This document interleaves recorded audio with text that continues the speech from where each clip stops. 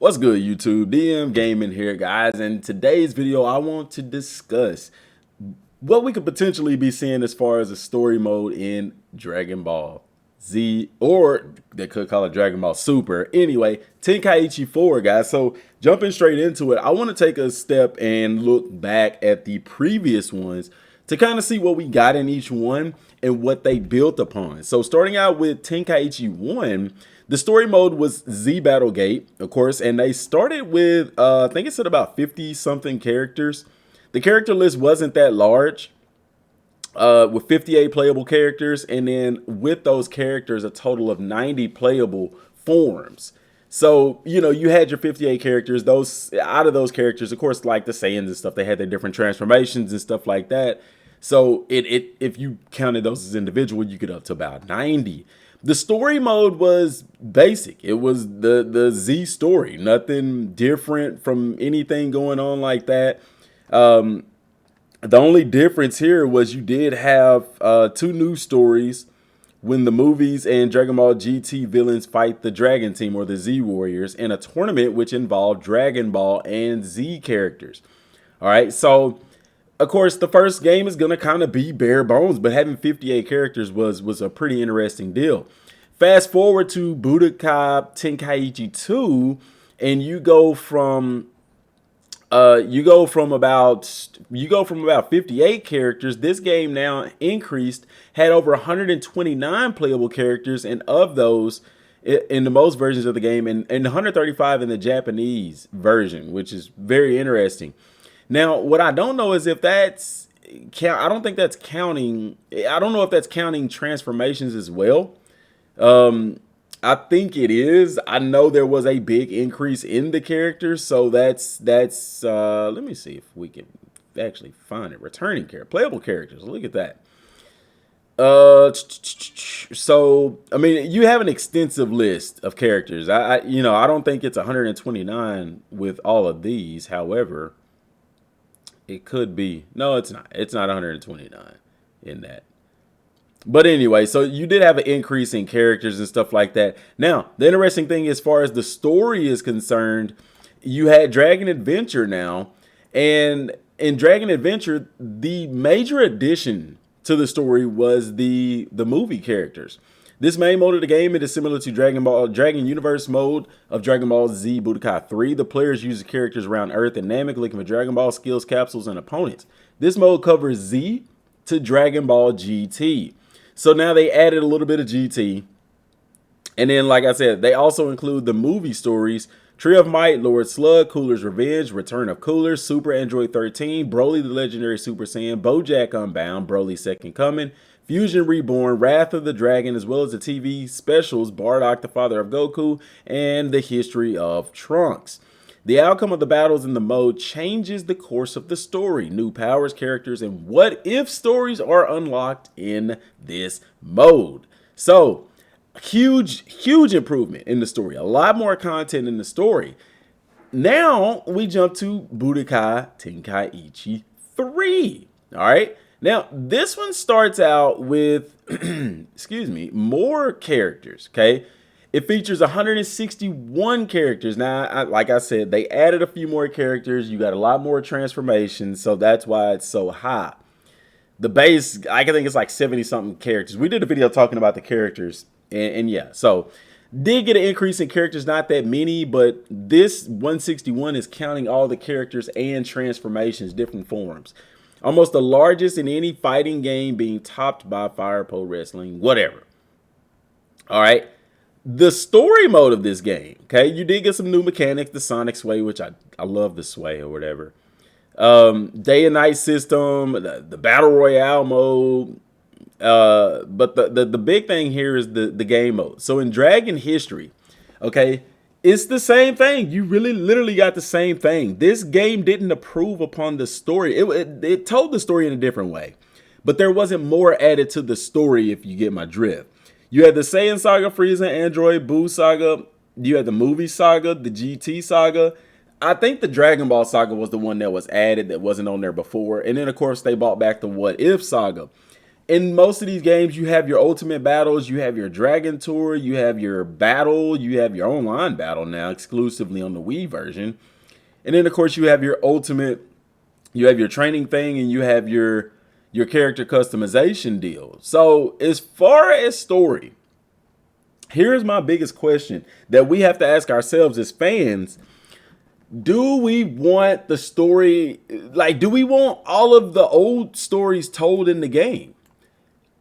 That's something that we have to really consider, because every time a new Dragon Ball game comes out and it has a story mode, first thing people holler, oh my gosh, not the same old story.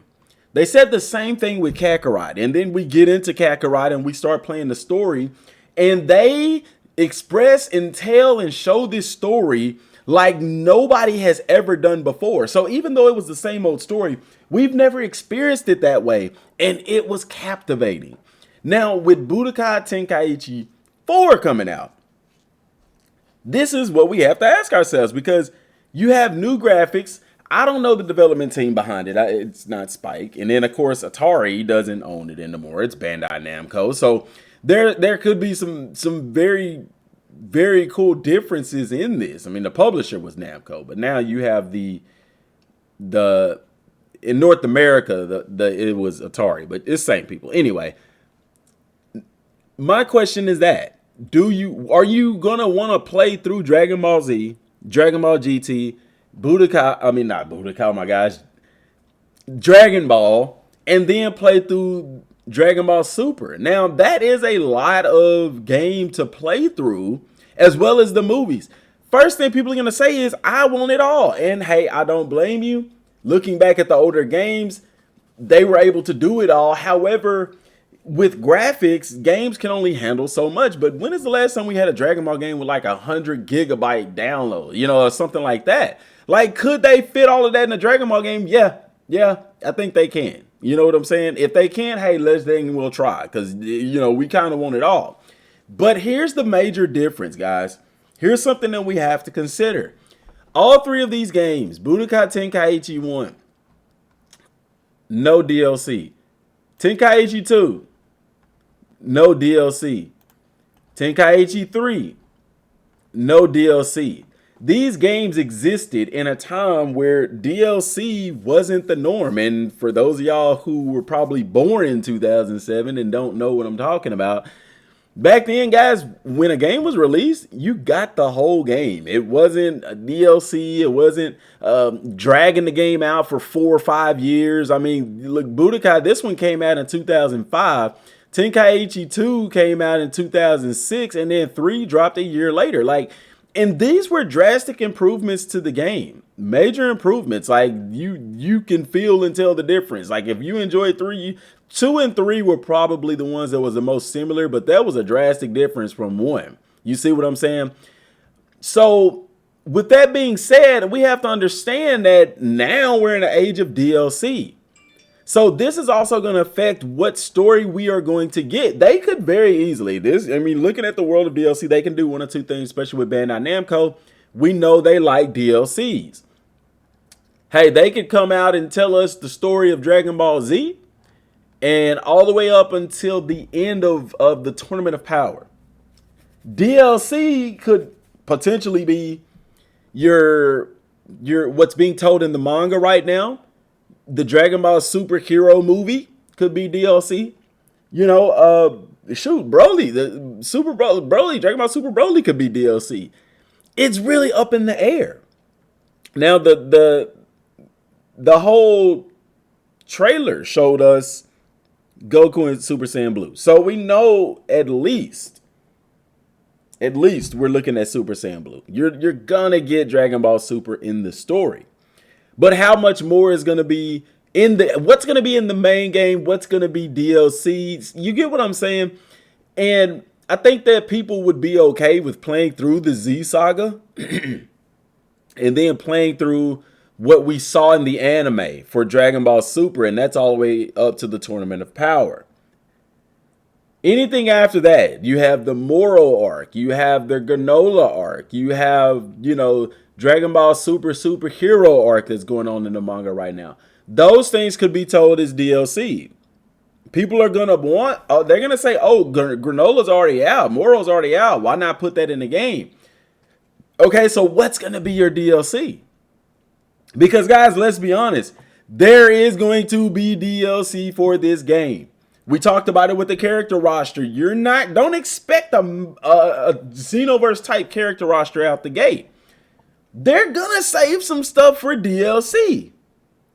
So I honestly expect this to be kind of a bare bones game, kind of like Tenkaichi 1, kind of taking it back to the roots, if you will. I don't expect them to add everything that was in Tenkaichi 1, 2, and 3 into this game, because at that point, and then all of Super, guys, don't expect a complete game. Because at that point, what are you going to get for DLC? I know we're going to sit back and say, DM, we really don't care, bro. We just want the complete game. But I'm being realistic here. I'm being realistic. Your tournament modes are going to be in the game. Your ultimate battle, all this stuff. I expect some of the same stuff. The online versus mode, stuff like that. But as far as your story, I don't expect. I mean, as far as Dragon Ball Super goes, guys, this is what my prediction. You're going to get all of the Z story because they're going to want to tell it in a new fashion. Okay. With amazing graphics and things like that. Then it's going to go all the way to Dragon Ball Super. It's going to go all the way to the Tournament of Power arc. After Tournament of Power arc, that's going to be it. We might get Dragon Ball Super Broly. I doubt it. I think that's going to be some DLC stuff. I think the Dragon Ball Super Superhero is going to be DLC. I think that Moro is going to be DLC. I think Granola is going to be DLC. You see what I'm saying? Now, people talking about in the trailer, seeing Super Saiyan Blue Goku on Planet Namek, and they're like, hey, that happened in one of the mangas. So it could be that we get that in the game. My point is this. We know for a fact that Bandai loves DLC. They love to stretch out games. So here's the thing. Either you're going to have a character pack as your DLCs, and you're going to have all of Dragon Ball Super up until the Dragon Ball Super Superhero movie in the game, or possibly including that in the game, in which in that case, do you still get all of the Saiyan saga? I mean, all of the Z saga, all of the GT saga, all of the Dragon Ball saga, and then some what ifs. That's a very big game, story-wise, depending on how they tell the story. If you get all of that, guys, don't expect an extensive story mode, which I know on the surface people are not interested in. I am. I love a deep, threshed out story. You see what I'm saying? That's a lot of game. That's a lot of hours to complete a story mode. I'm up for it. However, I don't think that's going to be the case. I think that some of this stuff is going to be reserved for DLC. GT possibly could DLC. GT could be DLC. Dragon Ball could be DLC. Now, here's the positive side of that, if there is one. If people like me want a fleshed out story, if they do decide to like take GT out, take Dragon Ball out, make it DLC, now we run into us being able to have a long fleshed out story mode. Does that make sense? So with that being said, I'm not opposed to, I mean, there's nothing we can do about it. There's going to be DLC for the game. But as far as what could be DLC, I'm expecting to have like characters as DLC along with like maybe GT and Dragon Ball being DLC. And I know people are going to be upset about that because they've literally been in the last game. So why would you take them out and sell them to us? But guys, it's 2023. All right, this game probably will come out in next year. And they're going to do what they want to do. Bandai doesn't put out a Dragon Ball game and not attach DLC to it to extend it out for at least 4 to 5 years. So you got to ask yourself, what are they going to add? Okay, they have to take some stuff out. They have to make some stuff DLC because it's their business model. Expect all of Z and expect all of Super that we saw in the anime. Okay, everything else is in the realm of DLC. So I don't know. Let me know what y'all think down in the comment section down below, guys. Hope you have an amazing day. Till next time, thanks for watching. Peace.